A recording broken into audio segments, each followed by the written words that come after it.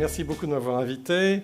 Bonsoir à tous. Donc, je vais vous parler en quelques mots, 10 minutes, de l'évolution du travail du radiologue et surtout du travail en fait, dont on en a parlé tout à l'heure, c'est-à-dire en fait se retrouver devant une grande pile d'images qui sont arrivées. Parce qu'en fait, le volume des données a considérablement changé depuis que j'ai commencé. Je vous dis pré-retraite, donc ça fait longtemps, je dirais. Donc depuis que j'ai commencé, ça a considérablement changé, puisque maintenant on fait plus vite, plus fin, plus précis. Le scanner en 79, oui, j'étais présent en 79, ça faisait une coupe de cerveau, basse résolution en 90 secondes. Il y avait 40 secondes d'acquisition, 50 secondes de reconstruction. Et puis après, ça a évolué à toute vitesse. Maintenant, on est arrivé à des milliers de coupes en quelques secondes. Donc on se retrouve aujourd'hui avec des volumes d'images qui sont très impressionnants, des examens qui sont devenus très courts, qui sont devenus plus courts que les temps d'interprétation, et qui n'est pas sans poser de grosses difficultés. On a eu des évolutions qui ont été en même temps moins irradiantes. On a eu en fait la même chose un petit peu pour toutes les méthodes. Et donc, en fait, il a fallu qu'on adapte nos modes de fonctionnement, nos méthodes, nos pratiques. Vous voulez que je parle un peu plus près du micro ? Nos pratiques et qu'on revoie même parfois la sémiologie parce qu'on arrivait à obtenir des images de beaucoup plus grande qualité. En plus, on a une immédiateté qui arrive. Tout le monde veut tout de suite maintenant. Avant, on envoyait des bons par papier et on envoyait les comptes rendus par papier. Mais maintenant, on veut tout. Ils arrivaient, professeur. Oui, quand ils arrivaient. Mais maintenant, on veut tout de suite, y compris les rendez-vous. On veut des rendez-vous par prescription, par fax. On nous envoie. Il n'y en a plus de bon papier, on envoie par fax ou par prescription connectée. On veut même maintenant, pour les externes, mettre en place de la prescription online. Il y a des structures qui ont mis de la prescription online. Donc on veut tout de suite. On peut même fixer son rendez-vous soi-même. On veut aussi en même temps avoir une disponibilité des images dès l'acquisition. Dès que les images sont faites, elles sont arrivées sur le réseau. Et le clinicien nous appelle en disant « Vous n'avez pas injecté ?» On dit « Bah oui, mais l'examen n'est pas fini. » C'est normal. Donc tout va très vite. On veut aussi maintenant que les comptes rendus soient arrivés très rapidement par réseau, voire même par email sécurisé. Donc tout ça sont des notions qui ont considérablement changé le poste de travail du radiologue. Donc on travaille maintenant sur des stations qui sont de plus en plus puissantes, avec plusieurs écrans, voire même on va aller vers des grands écrans panoramiques qui vont... on sait maintenant qu'il y a des écrans qui arrivent, qui sont des écrans... Alors c'est pas 8K, c'est pas 8 millions de pixels, c'est 8 fois 5, 40 millions de pixels. Donc c'est des écrans qui sont colossaux et qui arrivent dans le grand public et qui arrivent maintenant, qui vont arriver aussi pour l'interprétation. Et donc il va falloir les faire un peu curviligne pour qu'on puisse les regarder sans arrêt, être obligé de se déplacer. Donc ça va changer notre poste d'interprétation. Évidemment, on va rester peut-être de plus en plus souvent derrière les stations. Et ça, c'est un gros problème de santé publique. Le radiologue a de l'embonpoint de plus en plus. Mais il y a des possibilités et il y a des gens qui commencent à développer... Vous vouliez souligner que vous étiez un contre-exemple. Non, pas tout à fait. Et en fait, on va être obligé de travailler de temps en temps sur des tapis roulants. Mais j'ai envie d'essayer ça. J'ai envie d'essayer. J'ai proposé ça à mon chef de service, mais maintenant, je suis obligé de demander la permission. Mais en fait, tout ça, la technologie, c'est pas ça qui va révolutionner tout, qui est très important pour nous. Ce qui est très important pour nous, c'est l'intégration des informations. C'est-à-dire de ne pas être obligé de fouiller, de ne pas être obligé de chercher. C'est ça qui va complètement, à mon avis, être la phase actuelle de l'évolution de notre métier. On a vu la technologie arriver, elle va de plus en plus vite, elle donne des images, mais on a aussi toutes les informations qui arrivent par le dossier médical. Et donc maintenant, le gros problème, c'est l'intégration. Parce que quand on interprète, on a une liste de travail. La première question qu'on se pose souvent, c'est le contexte. Et le contexte, il faut aller parfois fouiller dans le dossier. Moi, quand j'ai commencé, on ne voyait pas le cerveau. Et je peux dire ça à mes internes aujourd'hui. Moi, j'ai commencé, nous, on ne voyait pas le cerveau.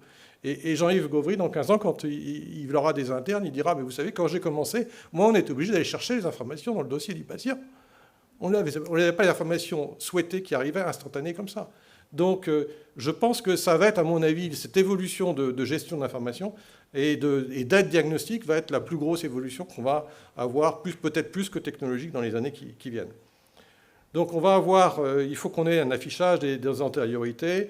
La reconnaissance vocale maintenant pour dicter les comptes rendus, c'est intégré, mais peut-être qu'on l'aura aussi dans le mode d'interprétation. On aura peut-être des casques. Enfin, ils auront des casques. Donc l'analyse 3D spécialisée maintenant est accessible. Le CAD, on en a de plus en plus. On a de l'imagerie quantitative qui commence à apparaître, de l'imagerie multiparamétrique. On vient en voir un très bel exemple avec Doyeb qui vient de nous montrer en fait qu'on fait une seule acquisition et on a tous les contrastes. Oui, mais alors du coup, avant on se promenait dans une pile, on va regarder les images, mais maintenant on se promène dans un 4D, qui n'est pas un 4D temporel, mais un 4D contraste. Et encore, il y a plusieurs dimensions dans le contraste. Donc ça va...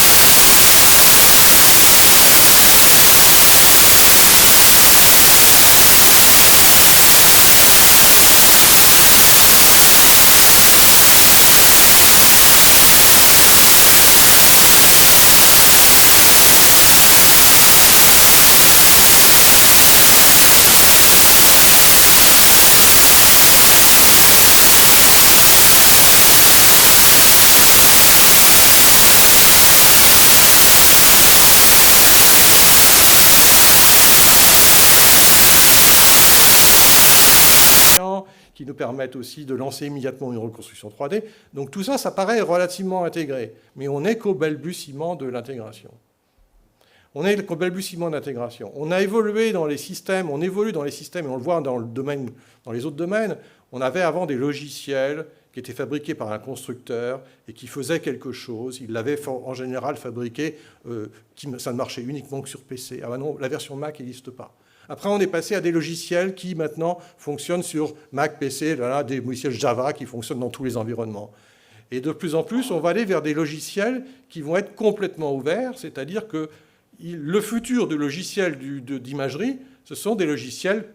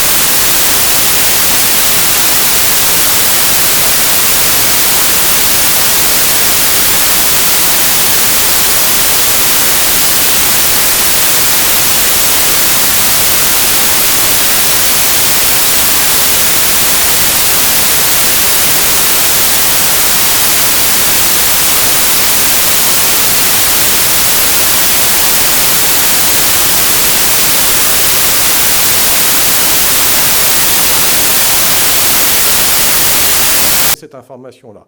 Et puis peut-être, et à mon avis, il y aura toujours des choses que les systèmes ne vont pas voir et que nous, on va ajouter. Mais quand on va ajouter quelque chose, on va dire, nous, c'est là, c'est à cet endroit-là, et là, je dicte avec ma reconnaissance vocale, à cet endroit-là, il y a telle chose, telle structuration, j'ai la densité, toutes les densités vont être prises, vont être attachées à l'endroit et vont partir dans le big data.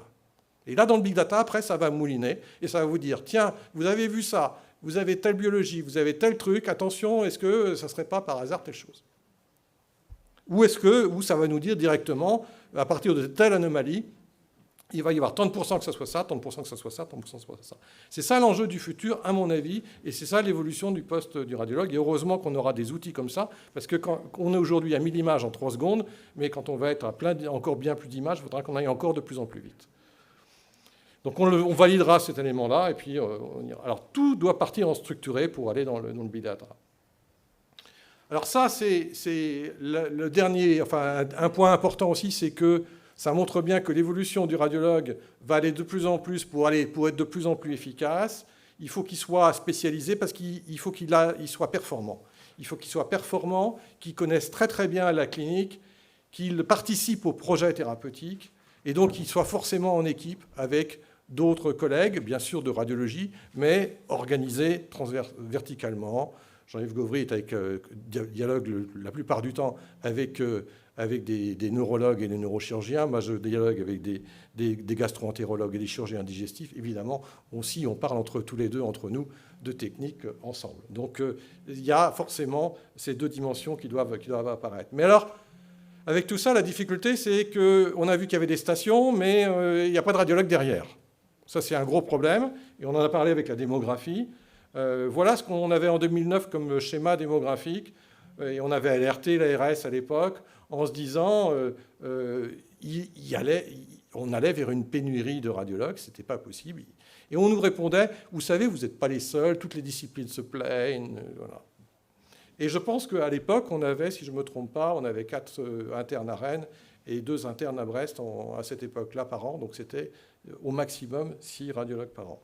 Alors depuis, les compteurs ont un peu changé et on est passé à des flux un peu plus importants, puisque actuellement on a un flux rentrant de 9 et je crois que vous avez un flux rentrant de 7, je crois. 6 est passé à 7.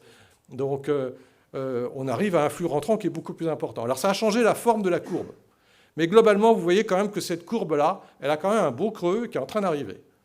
Elle a quand même un beau creux qui va arriver entre 2019 et 2023. Donc on n'est pas encore au plus bas. Donc on n'est pas loin du plus bas quand même. Voilà. Donc je pense que ces éléments-là font qu'aujourd'hui on a de grosses difficultés, puisqu'on a forcément une augmentation de la productivité nécessaire des radiologues, puisqu'on est moins nombreux. Et en plus, on est freiné par le volume d'informations qui arrive.